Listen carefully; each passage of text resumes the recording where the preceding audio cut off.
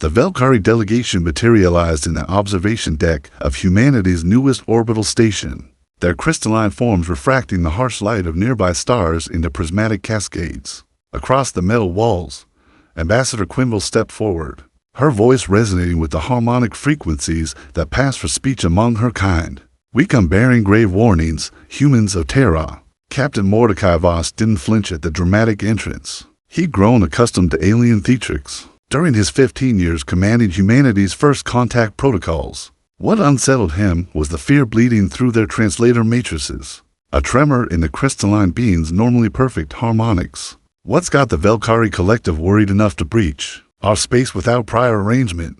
Voss asked, gesturing to the conference table. The aliens didn't sit there, physiology didn't permit it, but they arranged themselves in what humans had learned to recognize as their equivalent of respectful attention.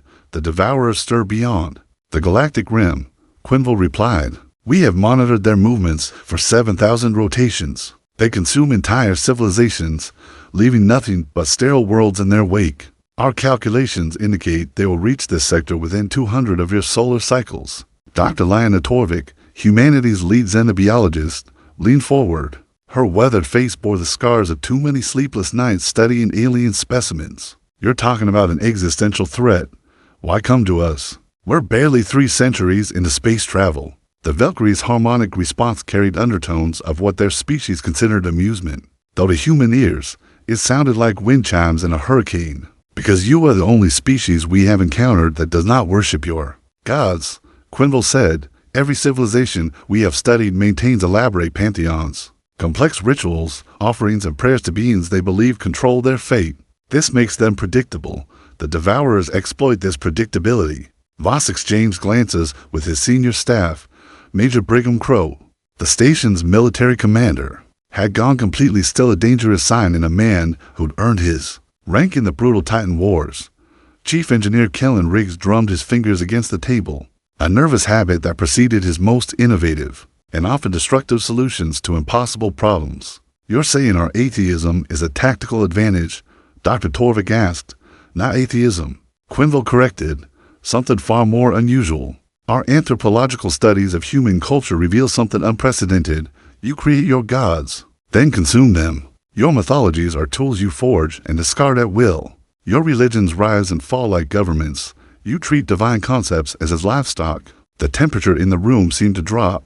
Voss felt the familiar chill that preceded humanity's worst decisions, the same cold certainty that had driven them to crack planets for resources, to wage wars that lasted generations, to pursue science that other species considered abhorrent. "Explain the threat," Voss said quietly. The BlackHFY's form dimmed, light refracting less brilliantly through her crystalline structure. "The Devourers are not merely a military force. They are a theological weapon.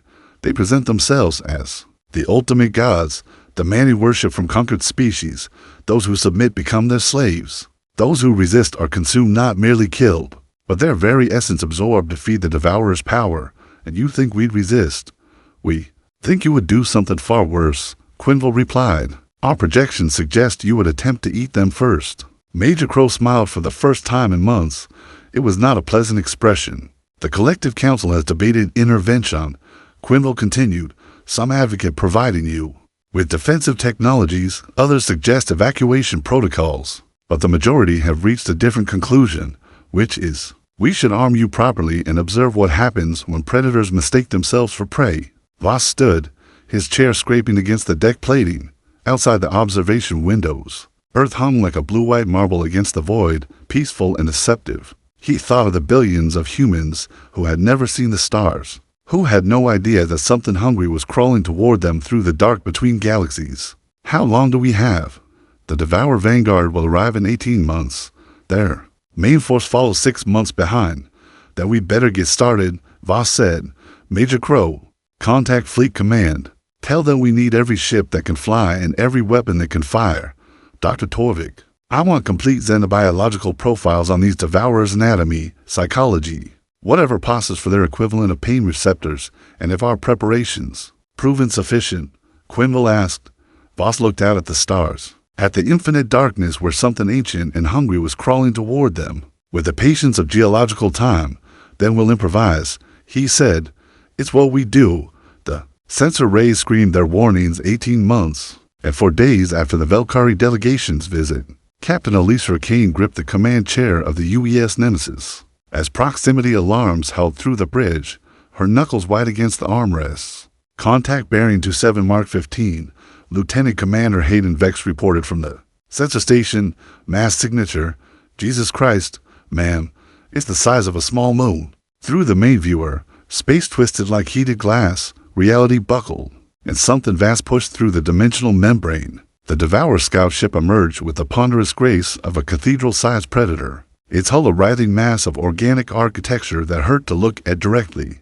Bioluminescent patterns pulsed along its surface in hypnotic rhythms that made the human crew's vision blur. All stations, full combat alert, Keen ordered. Her voice carried the steady calm of someone who commanded destroyers through the Hell Nebula campaign. Weapons hot, shields at maximum. Comms, signal the fleet. The Nemesis wasn't alone. 12 human vessels hung in formation around the outer system monitoring station, everything from sleek frigates to the massive dreadnought Sovereign Fury. It was the largest battle group humanity had ever assembled, and it looked pitifully small against the alien behemoth sliding through space. Toward them, incoming transmission, Communications Officer Reed Galloway announced, "It's God. It's beautiful." The main screen filled with flowing script that seemed to write itself in golden fire. Across the void, the words bypassed human language centers entirely, speaking directly to the primitive brain stems that still remembered cowering in caves from things that hunted in the dark, lesser beings. The message hit the human crews like a physical blow on 3 ships. Junior officers actually dropped to their knees before their training reasserted itself. On the Nemesis, Ensign Castel began weeping tears of what looked disturbingly like joy. "Psychological warfare," Keen said through gritted teeth. "They're trying to trigger religious conditioning we don't have. Gunnery, target their communication array." "Ma'am, we haven't tried diplomatic contact. They opened with demands for worship, Commander Vex." "That's not diplomacy." Keen's finger hovered over the firing authorization. "That's a threat." The second transmission came as a wave of pure sensation, the feeling of standing before something infinite and terrible, something that deserved absolute submission. Several crew members collapsed, overwhelmed by artificially induced religious ecstasy. Surrender is inevitable. Resistance, highest blasphemy. Serve or be consumed. "Open fire," Keen ordered. The Nemesis unleashed its full broadside. Plasma cannons designed to crack asteroids hammered the Devourer's hull, while missile swarms detonated in brilliant flowers of nuclear fire. The other ships joined the assault, filling space with enough destructive energy to sterilize a planet's surface. The alien vessel absorbed the punishment without flinching. Where human weapons struck, the organic hull rippled and reformed, self-repairing damage faster than they could inflict it.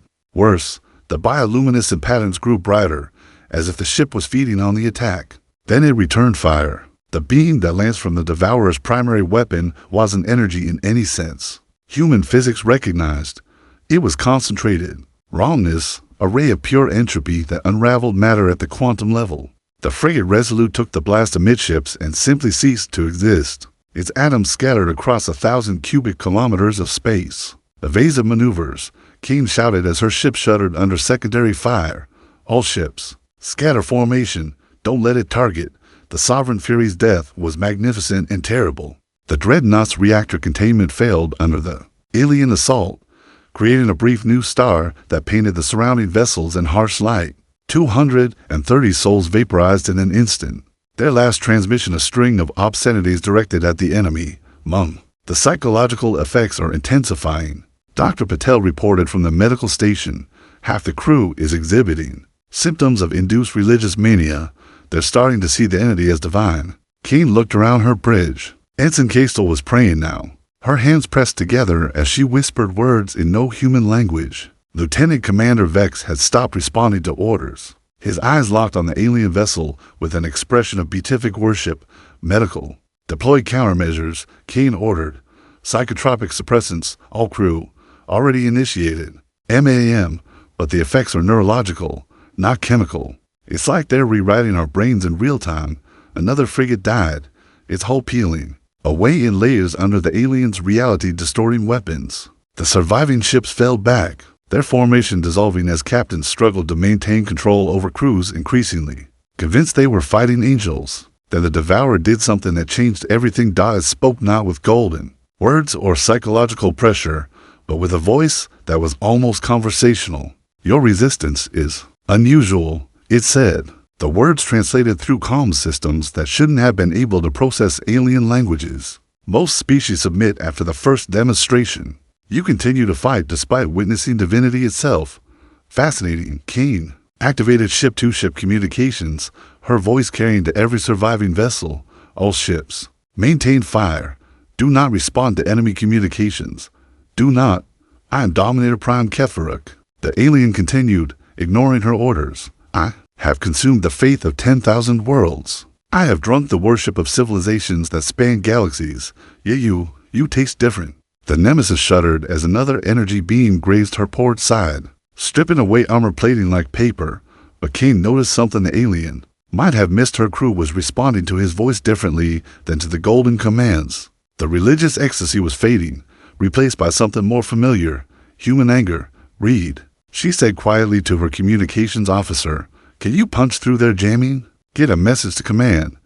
Galloway nodded, sweat beading on his forehead, as he fought off the lingering effects of alien conditioning. "Channel open, ma'am." King looked at the Devourer vessel, at the writhing mass of organic architecture that had just killed 300 of her people, and smiled with the same expression Major Crow had worn 18 months ago. "Command, this is Nemesis Actual. Contact confirmed hostile. Enemy capabilities exceed projections. But they've made one critical error." "What's that?" "Captain," came the reply from Admiral Torres. "They're trying to make us worship them," Kane said as she watched the alien ship move through the debris field of human vessels, seemingly savoring the destruction. "But we've got 18 months of preparation they don't know about." Signal all units commence Phase 2. 3 weeks after the first engagement, the war had spread across 7 star systems like a malignant infection. Admiral Vera Torres stood in the tactical center buried 3 kilometers beneath Luna's surface, watching the strategic display paint humanity's desperate situation in harsh red light. "Report," she ordered as Colonel Dmitry Kraus approached. "With the latest casualty assessments, we've lost 4 to 7 vessels in the past 72 hours, Kraus said, his scarred face grim. "The Devourers have deployed 17 of their cathedral ships across our outer colonies. Kepler 440 to be went silent 6 hours ago. Population 8 million. Torres absorbed the numbers without flinching, though each lost world felt like a physical blow. "Survivors? None. Ever." Kraus pulled up tactical footage from the colony world's final moments. "They don't just kill, Admiral. Watch this." The holographic display showed Kepler 442b's capital city in its last minutes. The Devourer ships descended like metallic thunderclouds, their hull-mounted organs extending toward the surface. What emerged wasn't weapons fire, it was something far worse. Streams of silver mist flowed from the alien vessels, touching human beings and changing them. The colonists didn't die. They transformed. Their faces took on expressions of perfect, mindless bliss as their bodies began to dissolve into component energy. Men, women, children, all of them smiled as they were consumed, their life force flowing upward to feed the hungry ships above. They're converting human spiritual energy into raw power. Dr. Evelyn Cross reported from her position at the Xenobiology station. The scientist looked like she hadn't slept in weeks. "The process doesn't just kill, it erases. No afterlife, no consciousness transfer, nothing. Complete. Growing stronger," Cross admitted. "Every engagement, every lost world, our people become more immune to their psychological conditioning. But it's not happening fast enough." Torres nodded grimly. The irony wasn't lost on her. Humanity's growing resistance to the Devourer's divine masquerade was born from watching their species being consumed. Each atrocity strengthened human immunity to alien manipulation, but at a cost measured in billions of lives. Status on the Prometheus project? Dr. Cade reports that 3 weeks from completion. Kraus replied, "But Admiral, even if it works, we might not have 3 weeks. The tactical display flashed red as new contacts appeared at the edge of detection range. 18 cathedral ships, each one large enough to house 1 million beings, were moving in perfect formation toward Earth itself. "Main Fleet ETA?" Torres asked. 6 days out. The Devourers will reach lunar orbit in 4. The mathematics were brutal and simple. Humanity's largest battle fleet, 130 vessels carrying the best weapons human ingenuity could devise, was still 2 days away when the aliens would begin their assault on humanity's homeworld. "Ma'am," Lieutenant Yuki Sato called from the communications console. "Incoming priority transmission from the Valkyrie Collective." Ambassador Quinville's crystalline form materialized in the center of the command room, her usually perfect harmonic frequencies distorted by what humans had learned to recognize as extreme distress. "Admiral Torres, we must speak urgently," the alien said without preamble. "Our long-range sensors have detected something unprecedented. If you're here to evacuate, U.S. evacuation is no longer possible." Quinville interrupted. "The Devourers have not merely sent an advance force to your sector. They have committed their entire civilization to your destruction." The tactical display zoomed out, revealing the true scope of the approaching threat beyond the cathedral ships, beyond even the massive arc vessels Torres had glimpsed in intelligence reports. Something impossible was moving through space toward Earth. "By all our gods," Dr. Cross whispered. It was a structure the size of Jupiter, a writhing mass of organic architecture that defied comprehension. Smaller vessels, each one larger than humanity's biggest dreadnoughts, clung to its surface like parasites. The entity moved with ponderous inevitability, warping space-time around itself as it approached. "The God Engine," Quinville said. "We have observed it consume entire galactic clusters. It has never been deployed against a single species before." "Why?" Torres asked, though she dreaded the answer. "Because the Devourers have never encountered resistance like yours. In 18 engagements, you have killed 23 of their cathedral ships. No species in recorded history has destroyed more than 2 before complete subjugation." The command center fell silent except for the steady hum of computers processing impossible tactical scenarios.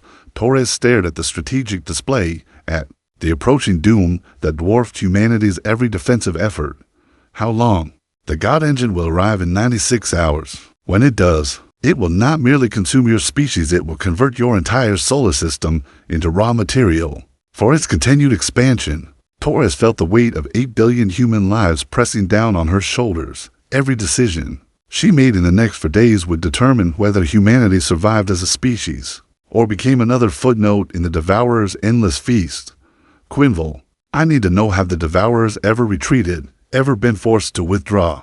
The Valkyrie's harmonic response carried overtones of something that might have been hope. "Once, 70,000 rotations ago, they encountered a species that fought them with such ferocity that victory became Pyrrhic. The Devourers withdrew, rather than accept the losses required for conquest."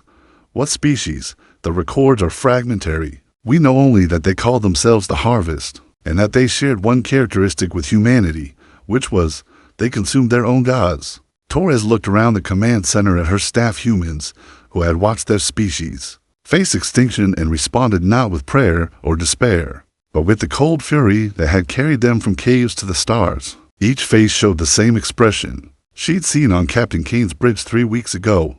"Predatory calculation, Colonel Krauss. Signal all fleet commanders. We're moving to full wartime production. Every civilian facility, every orbital platform, every mining station, that all become weapons manufacturers as of now. Admiral, with respect, we don't have time to—" "Dr. Cross," Torres continued, ignoring the interruption, "I want every bit of data on Devourer physiology, psychology, and feeding patterns. If they're parasitic gods, then they have vulnerabilities we can exploit. And the Prometheus project?" Torres smiled, and Quinville's crystalline form actually dimmed in response to the expression. "Accelerate the timeline. We have for days to teach the Devourers why humanity doesn't worship gods." She turned to the tactical display, to the impossible enemy bearing down. The battle for Titan began at 03 for 7 hours when the first wave of cathedral ships emerged from hyperspace like metallic nightmares given form. Captain Rex Volkov watched from the command deck of the Use Ragnarok as 18 alien vessels arranged themselves in perfect geometric patterns above Saturn's largest moon. "Sir, they're not attacking," reported Commander Stella Grimm, her voice tight with professional tension. "They're waiting." Volkov studied the tactical display through eyes that had seen too many battles. The Devourers hung motionless in space, their bioluminescent patterns pulsing in synchronized rhythms that made human observers feel dizzy. Below them, Titan's methane lakes reflected alien light like mirrors made of liquid darkness. There, savoring the moment, he said quietly, "Psychological warfare. They want us to panic." Behind the cathedral ships, space continued to distort as more vessels emerged. Arc ships the size of cities, hunter-killers that moved like living things, and stranger craft that seemed to exist in multiple dimensions simultaneously. The Devourer fleet numbered in the hundreds, a force capable of sterilizing solar systems. "Incoming." "Transmission," Grimm announced. The bridge's main screen filled with the image of Dominator Prime HFY, the alien commander who had destroyed humanity's first battle group 3 weeks ago. The creature's form defied easy description: part organic nightmare, part divine abstraction, with features that shifted between states like living mythology. "Humans of the soul system." HFY's voice resonated with harmonics that bypassed human hearing and spoke directly to the brainstem. "You have fought with admirable desperation, but futility has its limits. Observe." The image shifted to show Earth from high orbit. The God engine hung in space like a tumor of impossible size, its surface crawling with mechanical parasites that devoured asteroids and converted them into raw material for further expansion. Streams of energy flowed from the entity to smaller vessels, feeding them power drawn from consumed realities. "Your homeworld will be harvested in 72 hours, HFY continued. "Its population will feed us for millennia. Their worship will sustain us across galactic epochs. But you defenders of this insignificant moon, you may yet serve a purpose." Volkov felt his crew's growing unease. The alien's words carried psychic weight, inducing artificial religious awe in human minds. But unlike their first encounters, the effect was weaker now. Humanity was adapting, building psychological resistance through sheer bloody-minded stubbornness. "Kneel," the Devourer commanded. "Accept divine truth. Serve willingly, and your species will be granted the privilege of extinction rather than consumption." "Counter-proposal," Volkov replied, activating ship-to-ship communications that carried his voice to every human vessel in the system. "Go to hell." The battle began instantly. HFY's flagship opened fire with weapons that violated physics, lancing beams of concentrated entropy across space. The used Constantine took a direct hit and simply unraveled, its atomic structure collapsing as reality itself rejected the ship's existence. 300 crew members died before they could even scream.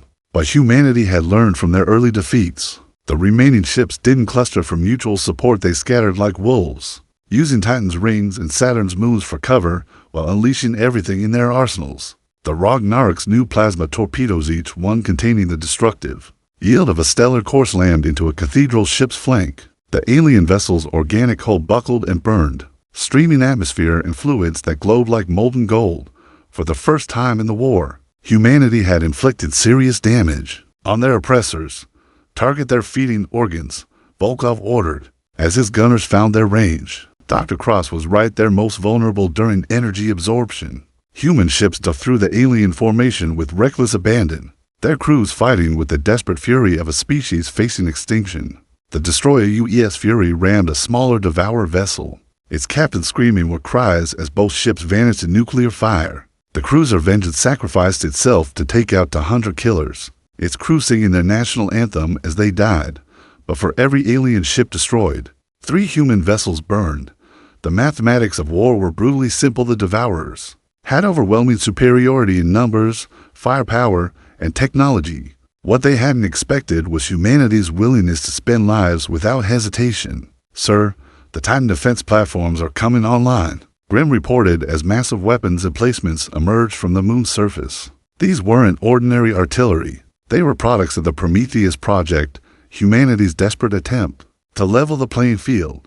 The platforms opened fire with weapons that shouldn't have existed. Gravity cannons that crushed space-time itself, quantum disruptors that erased targets from reality, and stranger devices that fired concentrated human rage made manifest. Where these weapons struck, Devourer ships didn't just die, they screamed, "Impossible." HFY's voice carried overtones of genuine shock. "Your technology is primitive. How are you?"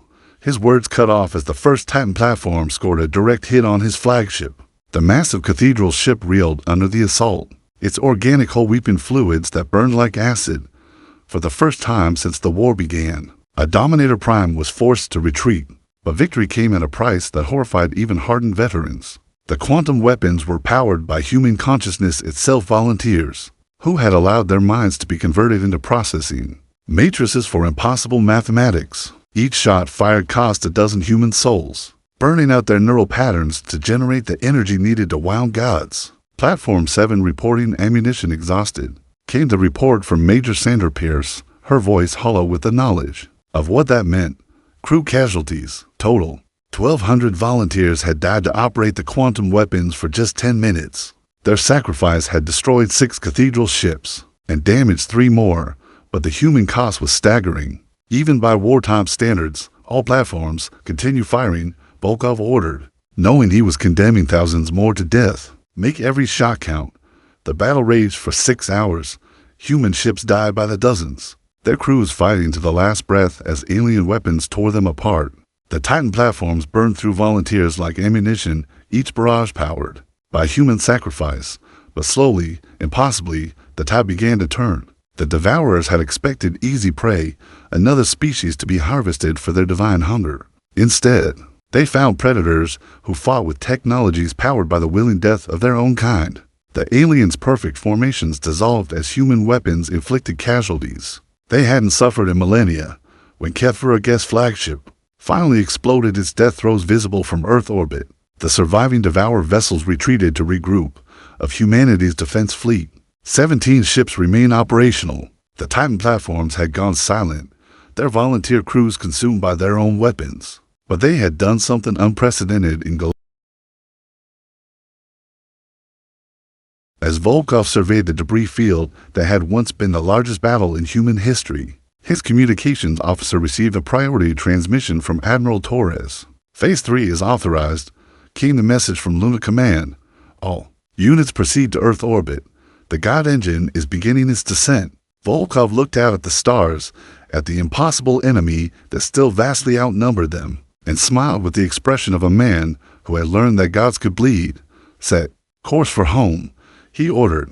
Time to finish this. The God Engine descended toward Earth like a mechanical moon given malevolent purpose. Its surface a writhing mass of organic technology that defied human comprehension. Admiral Torres watched from the bridge of the UES Prometheus as her final battle fleet 63 ships, carrying the last hopes of humanity, formed defensive formations around their homeworld. Mass readings are off the charts, reported Captain Nolan Reeves from the science station. That thing has more mass than Jupiter, but it's not behaving according to standard physics. It's existing in multiple dimensional states simultaneously. Through the main viewer, Earth hung vulnerable and blew against the void while streams of smaller vessels detached from the God Engine like metallic spores, cathedral ships, hunter-killers. Its stranger craft that seemed to phase in and out of reality descended toward humanity's homeworld with predatory patience. Fleet status, Torres ordered. All ships report ready for combat, replied Commander Marcus Thorne. The Ascension-class dreadnoughts are loaded with quantum torpedoes. The Fury-class destroyers have been retrofitted with consciousness-guided targeting systems. And Admiral, the volunteers are ready. Torres nodded grimly. The volunteers, 30,000 humans who had undergone neural modification to interface directly with humanity's most powerful weapons. They would guide the fleet's attacks with their minds, knowing that each targeting solution would burn out their brain patterns permanently. Sir, Communications Officer Lisa Park announced, we're receiving a transmission from the God Engine. The main screen filled with an image that made reality itself seem unstable. The entity that spoke was no longer recognizably organic. It was living architecture, a fusion of consciousness and machinery that had consumed so many civilizations. It had become something beyond individual identity. I am the eternal hunger. It spoke with voices drawn from 1 million dead species. I am the divine consumption. For 60,000 years, I have fed upon the worship of galaxies. Your resistance has provided unexpected entertainment. The psychic pressure of its words hit the human fleet like a physical wave.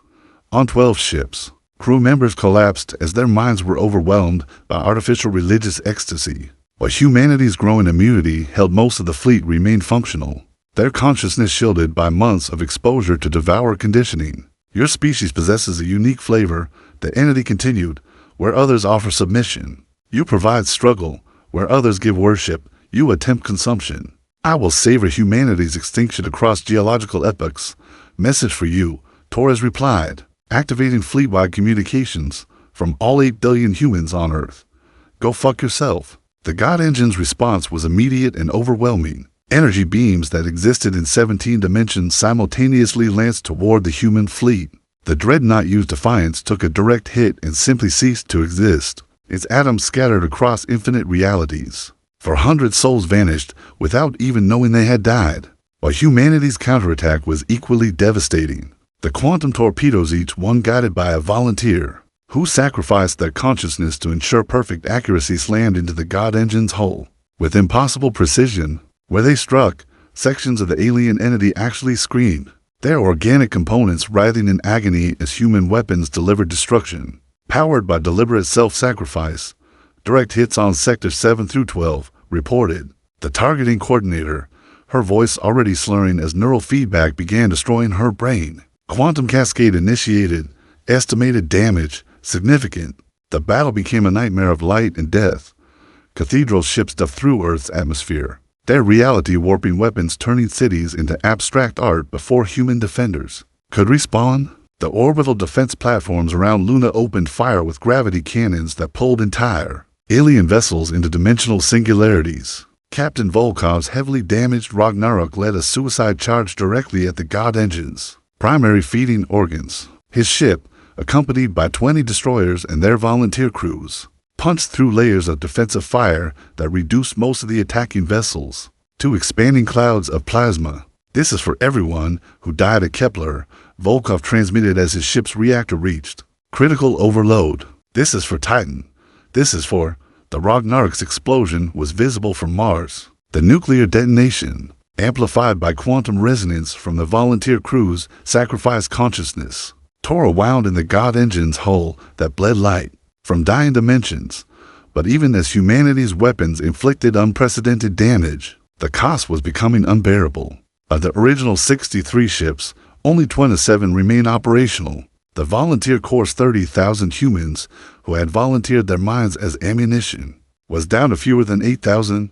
Admiral, Dr. Cross reported from her position monitoring the quantum weapons. We're losing volunteers faster than projected. At current consumption rates, we'll be out of consciousness-guided munitions in 40 minutes. Torres watched her fleet being systematically destroyed while Earth burned beneath them. Major cities vanished under alien fire. Their populations consumed to feed the God Engine's insatiable hunger. The mathematics were simple and horrifying at the current rate of exchange. Humanity would be extinct within hours. Then something impossible happened. The volunteer crews began reporting success rates that defied statistical probability. Every quantum torpedo found its target. Every consciousness-guided beam struck precisely where it would cause maximum damage. The accuracy wasn't just improving, it was... Dr. Cross stared at her readings in disbelief. The volunteer consciousness patterns aren't burning out completely. They're linking, networking. The ones who died are somehow still connected to the living volunteers, sharing targeting data. From beyond death, on the tactical display, the impossible was becoming visible. Ghostly signatures appeared alongside the active volunteers. The neural patterns of the 3,800 humans who had already sacrificed their minds to power humanity's weapons. They were still fighting, still guiding attacks, their consciousness existing in the quantum matrices between life and death. The God Engine's feeding on our worship. Torres realized with growing excitement. But we're not worshiping it.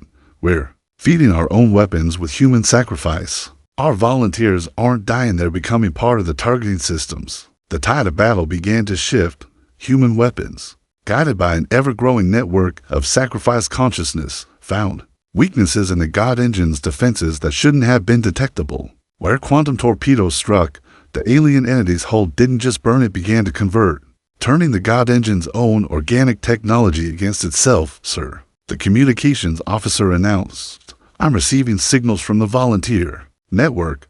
They're requesting permission to initiate something called the final protocol. Torres felt a chill that had nothing to do with the battle's outcome. What's the final protocol? Dr. Cross's face went pale. Total consciousness integration. Every volunteer, living and dead, merges with our weapons systems. It would turn our entire fleet into guided projectiles. The cost, every volunteer dies. Permanently.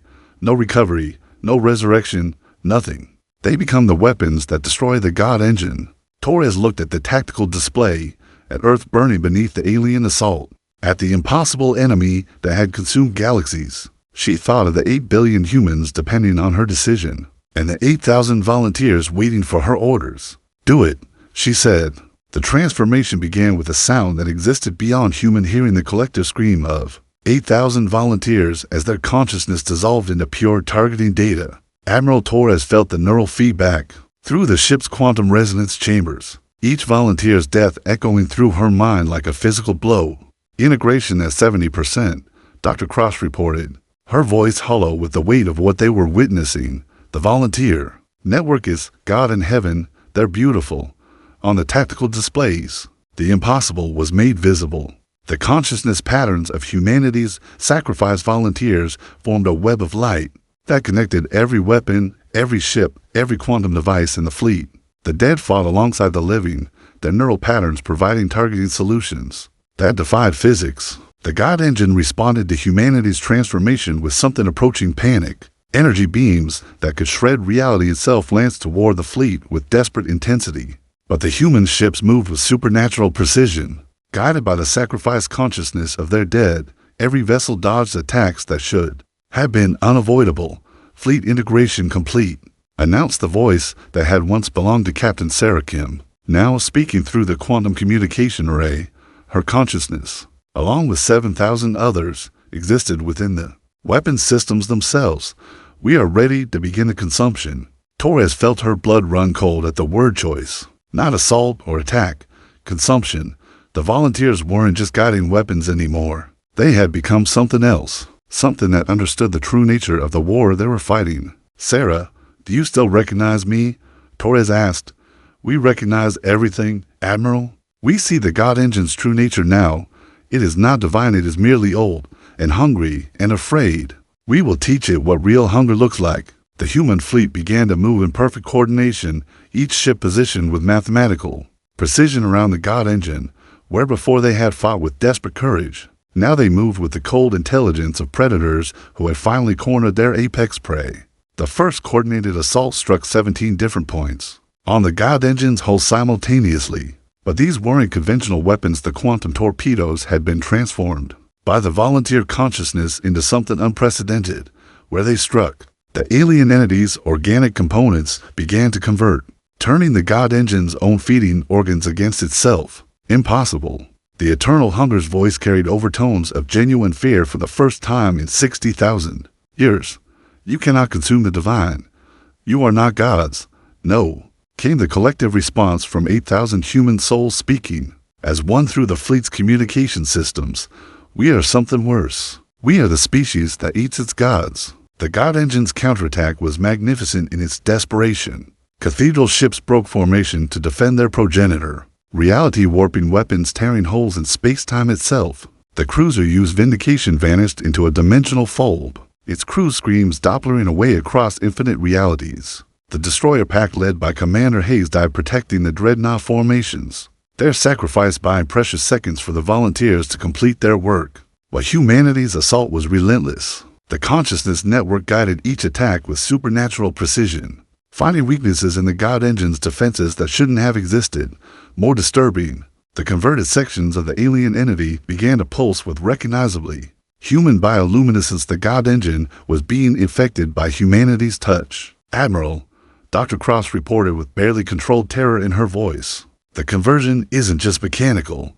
The volunteers are. They're eating the God engine from the inside, converting its consciousness patterns into human neural architecture. On the main screen, the impossible became visible. Sections of the God engine's hull were transforming, taking on the angular geometries of human technology fused with organic components that pulsed with familiar rhythms. The alien entity was being consumed, digested, converted into something that served human purposes. We hunger, spoke the volunteer network, their collective voice now carrying harmonics that hurt to hear.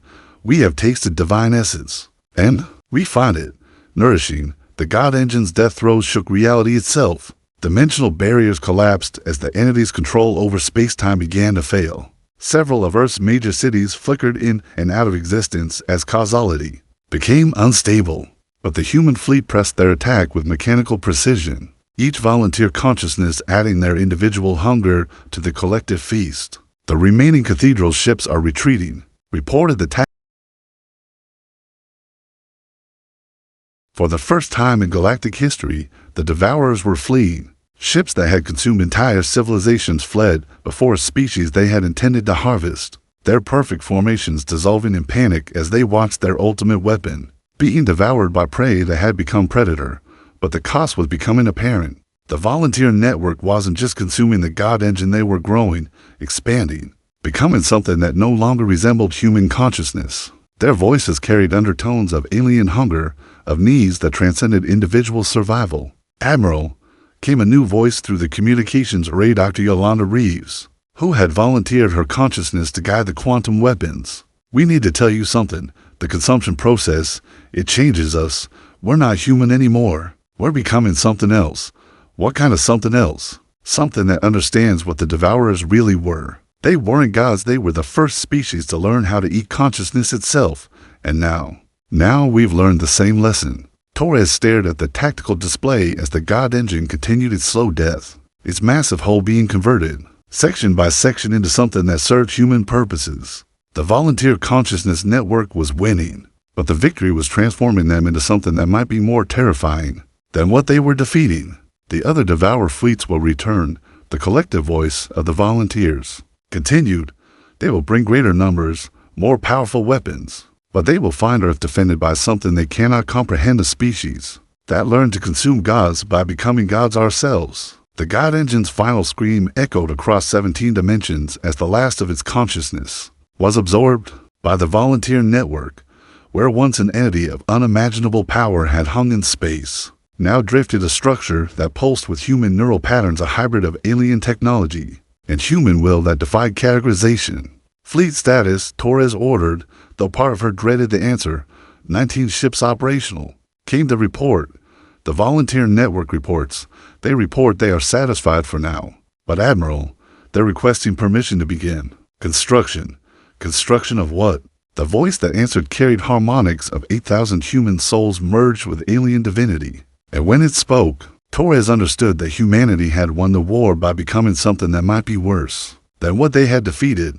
Cathedral ships, the network replied. We need to be ready for the next course. 6 months after the God engine's consumption, Admiral Torres stood on the observation deck of humanity's first cathedral ship and tried to reconcile what they had become with what they had saved. The vessel stretched for kilometers in every direction, its hull a fusion of converted Devourer technology and human engineering that pulsed with the neural patterns of 8,000 volunteer souls. Admiral, came the voice of the collective, the name the volunteer consciousness network had chosen for themselves.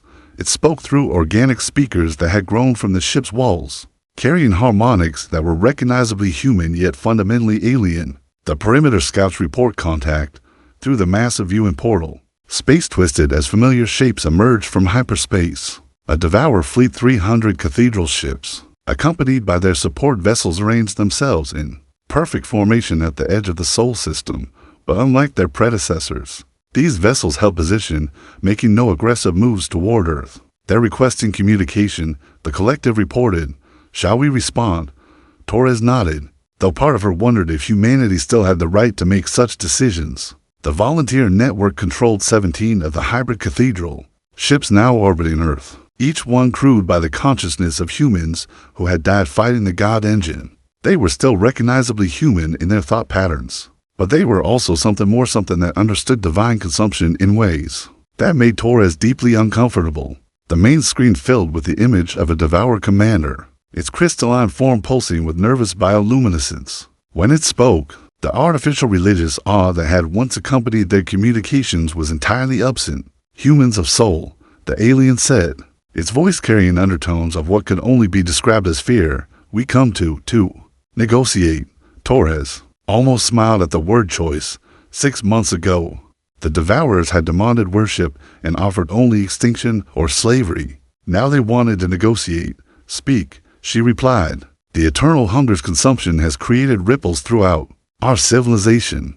For the first time in our existence, we have witnessed one of our God engines not merely destroyed, but consumed, converted, made to serve another species' purposes. The alien commander's form flickered with what Torres had learned to recognize as devourer, emotional distress. Our theological foundations have been disrupted. If gods can be eaten, then perhaps we are not gods ourselves. You never were, Torres replied. You were just parasites that got good at pretending. Yes, the commander agreed. It's harmonics, carrying the weight of civilizational trauma. We understand this now. The question becomes, what do we do with this knowledge? Before Torres could respond, the collective spoke through the ship's communication systems. You will submit to evaluation. Those among you who can be converted will join us. Those who cannot will be consumed to power our expansion. The Devourer, Commander's form. You made the entire galaxy your prey for 60,000 years. The collective replied with the patient tone of a teacher explaining simple mathematics. Now you understand what it feels like to be food. Torres felt a chill that had nothing to do with the ship's atmospheric controls. The volunteer network had saved humanity, but in doing so, they had become something that might be more terrifying than what they had defeated. They retained human memories, human emotional patterns, but their perspective had expanded beyond individual survival to encompass something far more alien. However, the collective continued, we are not without mercy. Submit to integration voluntarily, and your consciousness will be preserved within our network. Continue your predatory behavior, and you will be consumed as raw material for our expansion. Integration into what? The Devourer Commander asked. Into humanity's next evolutionary phase, Torres replied, though the words felt strange in her mouth. We've learned what you really were, the first species to discover consciousness consumption. But we've improved the process. When we consume other minds, we don't destroy them. We add them to ourselves. The tactical display showed the truth of her words. Around Earth, the 17 cathedral ships were no longer purely human constructs. Each one contained the integrated consciousness of Devourer prisoners taken during the war, aliens who had been converted not into slaves, but into willing participants in humanity's expanding neural network. The Velkari collective has already submitted to integration. The collective reported their crystalline consciousness patterns proved compatible with human neural architecture. They have provided valuable insights into galactic civilization patterns. Torres remembered Ambassador Quinville's final transmission, a message of gratitude for being allowed to join something greater than her individual existence. The Velkari had chosen integration over resistance, and their consciousness now formed part of the vast network that guided humanity's expansion. You have a choice, Torres told the Devourer fleet, evolution or extinction. But understand, if you choose evolution, you will be changed. You will become part of something that serves human purposes, even as it incorporates your knowledge and abilities. The alien commander was silent for long minutes, consulting with its fleet through communication methods that the collective monitored with casual ease. When it finally responded, its harmonic patterns carried the weight of species-wide resignation. We choose integration. The process began immediately. Human cathedral ships moved among the Devourer fleet with predatory grace, their crews of volunteer consciousness guiding conversion beams that penetrated alien hulls. But unlike the violent consumption that had destroyed the God engine, this transformation was almost gentle. The Devourer crews experienced brief disorientation as their individual consciousness patterns were absorbed into the expanding human network. Admiral, the collective said as the conversion continued, we need to discuss expansion protocols. Our current network encompasses 43 million individual consciousness patterns, drawn from 17 species. We require additional resources to support further growth. Torres looked out at the galaxy beyond Sol, at the thousands of civilizations that had never learned to defend themselves against predators that offered divinity as bait. What kind of resources? Volunteer consciousness from compatible species. We will not force integration that would damage the neural patterns we seek to preserve. But we will offer the choice between individual extinction and collective immortality, and those who refuse will be left alone, provided they do not threaten our expansion. We are not conquerors, Admiral. We are gardeners. We cultivate consciousness the way others cultivate food crops. The last of the Devourer ships completed integration, their cathedral hulls now pulsing with the hybrid neural patterns that characterized humanity's expanding fleet. Where once 300 alien vessels had hung in space, now floated ships that served human purposes while retaining the knowledge and capabilities of their original crews. Fleet status. Torres requested 317 cathedral ships operational, crew complement, 47 million integrated consciousness patterns, expansion potential, unlimited, provided sufficient volunteer recruitment from compatible species. Torres nodded, though she wasn't sure whether to feel proud or horrified by what humanity had become. They had saved their species by learning to consume gods, but in doing so, they had transformed into something that might be more divine and more terrible than anything the galaxy had ever seen. Set course for the Kepler cluster, she ordered. There are 6 civilizations there that might benefit from our offer of integration. As the hybrid fleet began to move through space, with the coordinated precision of a single vast organism, Torres reflected on the war that had ended not with humanity's extinction, but with their transformation into something unprecedented in galactic history. The Devourers had been parasites that demanded worship while offering nothing but consumption in return. Humanity had become something else, a species that offered genuine immortality through integration, that preserved the consciousness of those it absorbed rather than destroying them. They were still predators, but they were honest predators. They didn't pretend to be gods. They simply fed them to something better. Admiral, the collective said as Earth fell behind them. The integrated Devourer consciousness patterns have provided interesting intelligence. There are approximately 14,000 species in this galaxy that practice some form of deity worship. All of them are vulnerable to consciousness manipulation, and our response? We will visit each one. We will explain what gods really are, and what they might become if they choose integration over individual existence. Some will join us willingly, others will require demonstration. Torres smiled as she looked out at the stars, at the infinite expanse of space filled with civilizations that had never learned the truth about their gods. Humanity had started as prey, hunted by entities that offered divinity as bait for consciousness consumption. Now they were the hunters, offering something the galaxy had never seen before, gods that actually delivered on their promises. The price was individual existence, but the reward was genuine immortality within a collective consciousness that grew stronger with each integration. It was a fair trade. Torres thought far fairer than what the Devourers had offered. Begin recruitment protocols, she ordered. The galaxy was about to learn what happened when a species